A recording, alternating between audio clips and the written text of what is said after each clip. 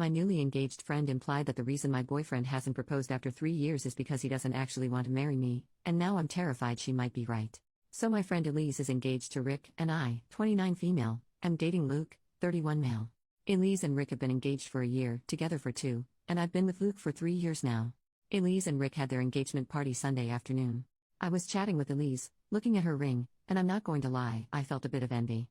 Luke and I have talked about marriage, but we haven't even looked at rings yet. He says he wants to marry me though, but I do think it's taking a long time. So I asked Elise what made Rick propose to her, like how it happened.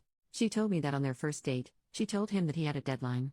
I asked what she meant, and she said that she told Rick she wasn't going to wait around for 2, 3, 4, 5 years for a man, any man, not him in particular, to marry her. She said she wants kids with the right guy but didn't want to have kids without a stable marriage and a house. Well, they have the house and now are getting married. Another one of her friends, Heidi, said she was shocked that it didn't make Rick run for the hills. Elise laughed and said, well, it wasn't an ultimatum. It was a fact. If after 2 years you still can't tell if I'm the one, then I'm clearly not, and I will be moving on. Period. I told Elise that if I told Luke that, he would probably leave me.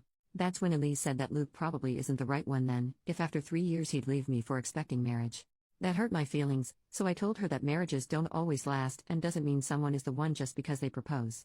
She said she wasn't worried, that she and Rick were in love and knew life would not be easy, but she's prepared to make it work. She also said she knows marriage isn't for everyone, which is fine so long as your partner feels the same, but that marriage is a value of hers, and she wasn't going to waste time with someone who so clearly didn't have the same values as her. That's when Heidi asked me what my problem was. I told her I didn't have a problem, just stating a fact. Then Heidi asked how long I had been with Luke. I said 3 years, and she asked if I wanted to get married. I said yes, and when she asked what about Luke, I just excused myself to the restroom. Not much else happened at the party, but when Luke and I left, I told him about the conversation. Luke laughed and called Elise ridiculous. I asked what he meant and he said, verbatim, only desperate and crazy women have a policy like that.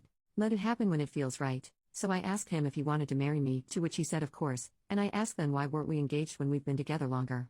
He said he wasn't ready yet and our relationship was fine the way it was. I asked how long did he have to wait to know and he shrugged and said does it matter? We're together and that's what is important.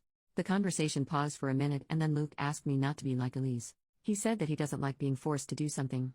I asked him if Rick felt that way. He's good friends with Rick. He admitted that Rick never said he felt forced and that he had been planning to propose to Elise 6 months after they met, but waited a bit to make sure he wasn't just jumping into something. I asked Luke if it would be okay for me to look at rings. He said I could but to not get my heart set on anything because he wasn't ready and he said even if he wasn't willing to spend more than $1,500 on an engagement ring. Elise's ring obviously cost more than that. I never asked her how much it was, but center diamond is 2 carats, and the rest of the band is covered in diamonds. I remember she was asked once how much it was.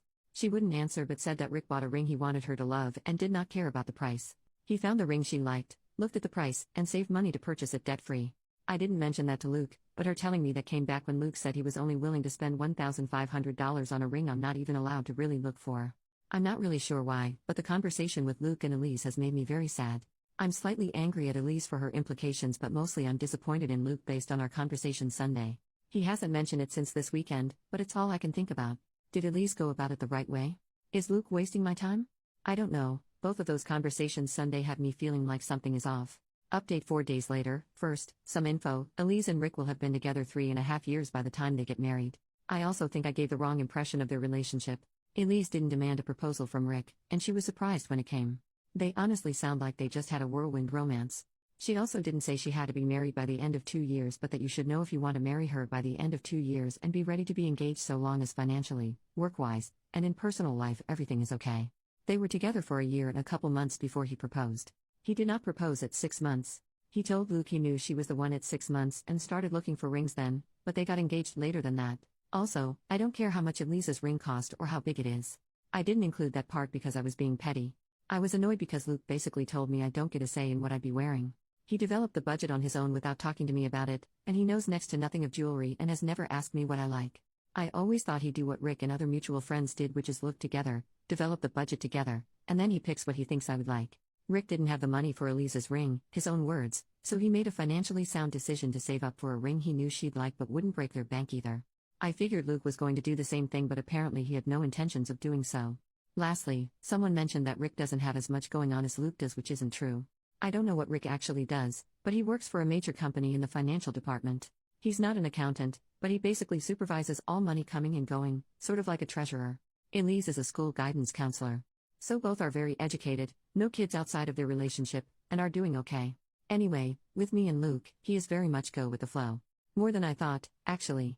The reason I didn't reply to my first thread is because I decided to talk to Luke first.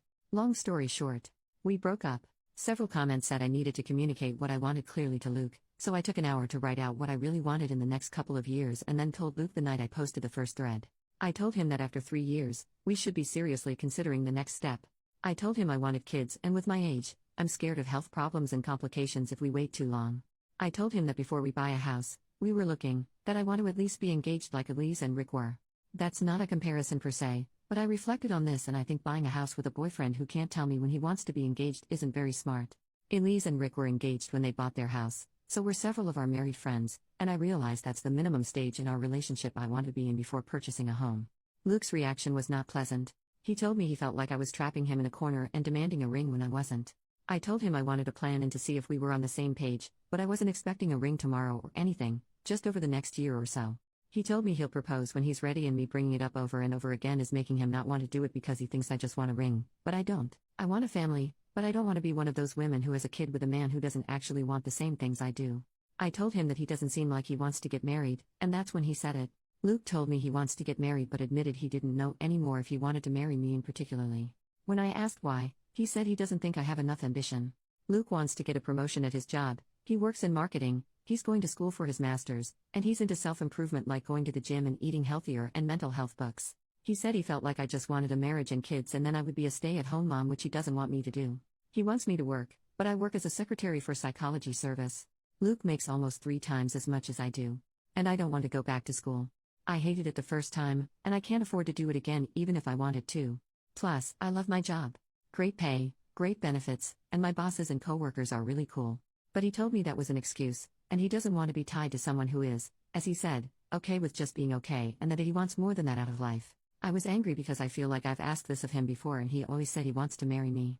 I did tell him before I wanted to be a stay-at-home mom if financially we could afford it, and I guess he didn't want me to be. So, I told him I was done with the conversation and have been staying at a friend's house. I've messaged him a couple times to try and talk to him since, but he only responds saying he thinks we are on different pages and the relationship needs to be done so we can find what we want. I'm really sad and upset and feel like I wasted my time and that Elise was right. Luke took our relationship status off of Facebook and a ton of people have been asking what happened.